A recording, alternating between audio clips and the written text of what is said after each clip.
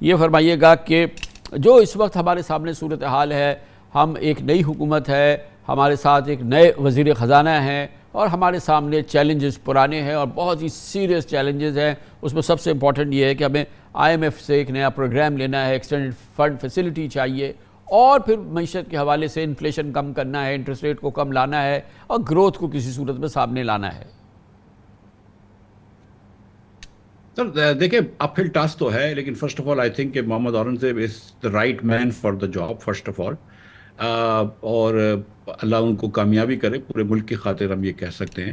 دیکھیں جو مشکل ایک فیصلے تھے، پیٹرول مہنگا کرنا، بجلی مہنگی کرنی، اور اس سے عوام کو مشکل ہوتی ہے. آپ دیکھیں کہ 25% ہماری خطۂ غربت کے نیچے لوگ رہتے تھے، آج 40% خطۂ غربت کے نیچے لوگ چلے گئے. تو غریب لوگوں کے اوپر جو مسئلے ہم نے ڈالنے تھے، جو مشکلات ڈالنی تھیں، وہ ڈال دی ہیں. اب جو کام کرنا ہے وہ ویسٹڈ انٹرسٹ کو ٹیک آن کرنا ہے. مثال کے طور پر اگر آپ لیسکو کی پرائیویٹائز کرتے ہیں تو 20-25 ہزار خاندان جن کی آمدن لیسکو سے آتی ہے وہ تو بیڈلی آف ہوں گے. ٹھیک ہے، آپ ان کو یہ بھی کہہ دیں کہ ہم آپ کو تاحیات آپ کی ریٹائرمنٹ تک آپ کو نوکری دیں گے وغیرہ وغیرہ، لیکن جو اوپر سے جو ان کی اوپر کی انکم ہوتی ہے وہ تو بند ہو جائے گی. وہ 25,000 لوگ جو ہیں وہ آپ کی ڈٹ کے مخالفت کریں گے، لیکن جو 4 کروڑ لوگ لیسکو کے کیچمنٹ ایریا میں رہتے ہیں ان کو تو فائدہ ہوگا نا، جب آپ TND لاسز کم ہوں گے، جب چوریاں کم ہوں گی. اور اسی طرح میں لیسکو کا ایگزامپل دے رہا ہوں، لیکن اسی طرح ساری ڈسکورس کی ایک بات کر سکتے ہیں. تو اب جو ہے آپ نے PIA کو پرائیویٹائز کرنا ہے. وہ 8,000 لوگ جن کو PIA کے اندر نوکری کرتے ہیں وہ خوش نہیں ہوں گے، حالانکہ آپ یہ بھی کہہ دیں کہ ہم آپ کو آپ کی تنخواہ دیتے رہیں گے آپ کے ریٹائرمنٹ تک، پھر بھی وہ خوش نہیں ہوں گے. لیکن جب آپ PIA کو پرائیویٹائز کریں گے تو پاکستان میں ایئر لائن کی ٹکٹ سستی ہو جائے گی، سروس بہتر ہو جائے گی، اس ملک کا جو 100 ارب روپے کا نقصان ہو رہا ہے وہ ختم ہو جائے گا. تو اب جو کام کرنا ہے وہ تھوڑا سا دلیری کا اور بہادری کا کام ہے، جس کے اندر پرائم منسٹر صاحب کو اسٹینڈ لینا پڑے گا، اپنے وزیر خزانہ کے پیچھے کھڑا ہونا ہوگا کہ آپ یہ کام کریں میں آپ کے ساتھ کھڑا ہوں، اپنے وزیر نجکاری کے ساتھ کھڑا ہونا ہوگا کہ آپ یہ کام کریں میں آپ کے ساتھ کھڑا ہوں. اب اگر یہ کابینہ میں ٹانگیں کھینچی گئیں اور آپ نے کہا کہ یہ نہیں کرو، وہ نہ کرو، IMF سے یہ نہ کرو، اس کو ڈیلے کروا دو، اب آپ نے پراپرٹی کے اوپر ٹیکس لگانا ہوگا، آپ نے زراعت کے اوپر ٹیکس لگانا ہوگا، آپ نے شاید NFC ایوارڈ کی بات کرنی ہوگی، آپ نے دکانداروں کے اوپر ٹیکس لگانا ہوگا. 25 لاکھ دکاندار میں سے اگر صرف 30,000 انکم ٹیکس دے رہے ہیں تو یہ زیادتی ہے ملک کے ساتھ. تو اب جو کام ہے یہ اپ ہل ٹاسک ضرور ہے، لیکن یہ کیا جا سکتا ہے. آپ نے جو غریب لوگوں کے اوپر تو مشکلات ڈال دی ہیں، اب تھوڑا سا ویسٹڈ انٹرسٹ کو آپ نے قابو میں کرنا ہے. لیکن مفتیٰ صاحب یہ بتائیں نا کہ اگر پاکستان میں ہم صرف وہ جو ٹیکس دینے والے ہیں انہی ٹیکس دینے والوں کو دباتے رہیں گے، ہم ویلتھ کریشن کو مزید ٹیکس کرتے رہیں گے، کیپٹل کریشن کو ہم ڈسکریج کرتے رہیں گے، جو پیسے یعنی کہ جو یہاں بزنسز کر رہے ہیں، جو سکسیسفلی کام کر رہے ہیں، جو بے تحاشا ٹیکس دے رہے ہیں، ان کو مزید دبانے سے تو مسئلہ حل نہیں ہوگا. پھر تو وہ تو آپ کو پتہ ہے کتنی بڑی تعداد میں فلائٹ آف کیپٹل ہوا ہے، فلائٹ آف یہ جو ہمارے جو بہتر بزنس کرنے والے لوگ ہیں وہ باہر جانے پہ مجبور ہو گئے ہیں کیونکہ ٹیکسز کا بوجھ اب بہت زیادہ ہو گیا ہے نا. سر گزارش یہ ہے کہ پاکستان میں معیشت کے 3 سیکٹر اگر آپ دیکھ لیں، 22% ہمارا ایگریکلچر سیکٹر ہے جس پہ کوئی ٹیکس نہیں آتا اسینشلی. اس کے بعد 50% ہمارا سروس سیکٹر ہے، اس سے بھی کوئی ٹیکس نہیں آتا. 20% اس میں حکومت ہے، اس کو نکال دیں تو باقی جو 30% سیکٹر ہے وہ کامران بھائی ریٹیلر ہیں، ہول سیلرز ہیں، یہ کوئی ٹیکس نہیں دیتے ریٹیل کے اپنے انکم ٹیکس. یہ آپ کے جو ڈاکٹر حضرات ہیں، جو بڑے بڑے ڈاکٹران ہوتے ہیں، یہ کون سا انکم ٹیکس دیتے ہیں؟ مطلب سچی بات تو یہی ہے. لائرز، چارٹرڈ اکاؤنٹنٹ، ان سے بھی آپ نے ٹیکس لینا ہے، سروس پرووائڈرز جتنے ہوتے ہیں ان سے بھی ٹیکس لینا ہے.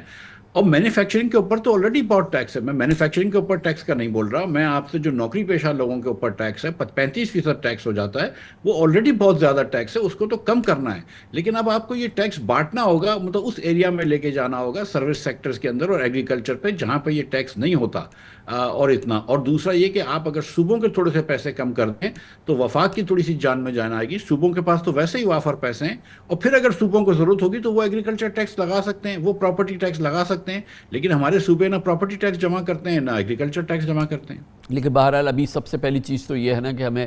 IMF کے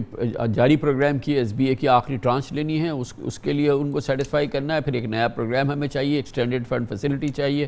وہ ہمارا سب سے پہلے چیلنج ہے. اور ظاہر ہے کہ IMF کے ساتھ ڈیل کرنا اب یہ نئی گورنمنٹ ہے، اور اس کے ساتھ پھر ظاہر ہے کہ نئے فائنانس منسٹر ہیں، اورنگزیب صاحب بہترین بینکر ہیں، زبردست بزنس کی اور کارپوریٹ ہماری معاملات کی ان کو معلومات ہے، لیکن کیا یہ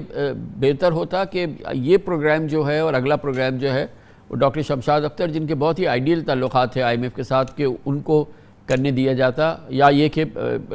ڈاکٹر یہ اورنگزیب صاحب جو ہے ہی ول مینیج اٹ؟ ظاہر ہے کم از کم پرائم منسٹر کی اور گورنمنٹ کی 100% سپورٹ اور سیٹسفیکشن شاید انہی سے ہوگی۔ سر میں یہ سمجھتا ہوں کہ کوئی ایک پرسن انچارج ہونا چاہیے، دو لوگ نہیں ہو سکتے، ایک گاڑی کے دو ڈرائیور نہیں ہونے چاہیے، یہ اس ٹائپ کا ہائیبرڈ سسٹم نہیں چل سکتا، یا اورنگزیب صاحب ہوں یا ڈاکٹر شمشاد ہوں، لیکن دو نہیں ہو سکتے۔ اور یہ میرے خیال سے اگر اورنگزیب صاحب، میں یہ سمجھتا ہوں، میری جان پہچان ہے، دوستی بھی ہے ان سے، کہ میں یہ سمجھتا ہوں کہ اورنگزیب صاحب جو ہیں وہ بڑے قابل آدمی ہیں۔ اس دن بھی جب آپ کے شو پہ حاضر ہوا تھا تو جب آپ نے 3 چوائسز دی تھی تو میں نے اورنگزیب صاحب کو ہی چوز کیا تھا، اور میں یہ سمجھتا ہوں کہ اگر ان کے ساتھ کھڑے رہے گئے، ان کے ساتھ ان کی اگر ہاتھ مضبوط کرے گئے تو یہ میرے خیال سے آئی ایم ایف سے کر لیں گے پروگرام، کوئی مشکل نہیں ہوگی۔ اور آئی ایم ایف بالکل چاہتا ہے کہ یہ پروگرام کریں۔ دیکھیں یہ یاد رکھیں کہ پچھلا پروگرام اسحاق ڈار صاحب نے نہیں، شہباز شریف نے نیگوشیٹ کرا تھا پیرس میں مینیجنگ ڈائریکٹر سے ڈائریکٹلی، تو وہ بالکل چاہ رہے ہیں ہم سے پروگرام کرنے کا۔ اورنگزیب صاحب کو حکومت کی پرائرٹیز لے کر آنی ہے، لیکن اورنگزیب صاحب کو جو میں جانتا ہوں وہ وزیر اعظم کو بھی نہ کہہ سکتے ہیں، اور وہ بہت ضروری صلاحیت ہونی چاہیے کسی بھی وزیر میں۔ چلیں وہ تو اورنگزیب صاحب ظاہر ہے کہ مینیج کریں گے، بہت ہی پاپولر ہیں بزنس میں، بزنس لیڈرشپ میں، کارپوریٹ لیڈرشپ میں، ظاہر ہے انٹرنیشنل بینکنگ اور معاملات کی بڑی سوچ رکھتے ہیں، لیکن میں یہ دیکھ رہا ہوں کہ اوور آل بڑی ایک سیٹسفیکشن ہے اور کارپوریٹ سیکٹر میں، بزنس لیڈرشپ پہ، خاص طور پہ آئی ایم ایف میں بھی، اور پھر ہماری دوسرے ہماری جو کامنٹیٹرز ہیں اکنامک افیئرس کے، کہ ڈاہر صاحب نہیں ہیں، یہ ایک بڑا ایک سکون ہے، سائے آف ریلیف ہے اوور آل۔ جی، ماں سوائے اس کے کہ کچھ فارن آفس کے افسران میں شاید کچھ پریشانی ہو، یہ بات درست ہے آپ کی، کہ جو آئی ایم ایف کو ایک سگنل اگر آپ بھیجتے اسحاق ڈار صاحب کو بنا کے، تو وہ یہ بوجھتے کہ ہم ذرا بھی سیریس نہیں ہیں ریفارمز کے بارے میں، تو بڑا مشکل ہو جاتا۔ تو یہ بات تو بلاول بھٹو صاحب کہہ چکے تھے، A B D anybody but Dar, تو میرے خیال سے وہ تو اسی وقت بات ہو گئی تھی۔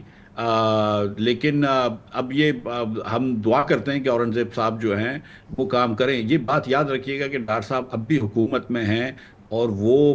یہ والے جو پروگرام انہوں نے میرے خلاف شروع کروائے تھے، کل یہ آ کے یہ نہ بول دیں کہ میرے خیال سے ڈالر 220 کا ہونا چاہیے یا 180 ہونا چاہیے، تو وہ اورنگزیب کو اگر پبلکلی انڈر کٹ نہ کریں، which is something that he is very capable of doing، تو پھر انشاءاللہ صحیح کام ہو جائے گا۔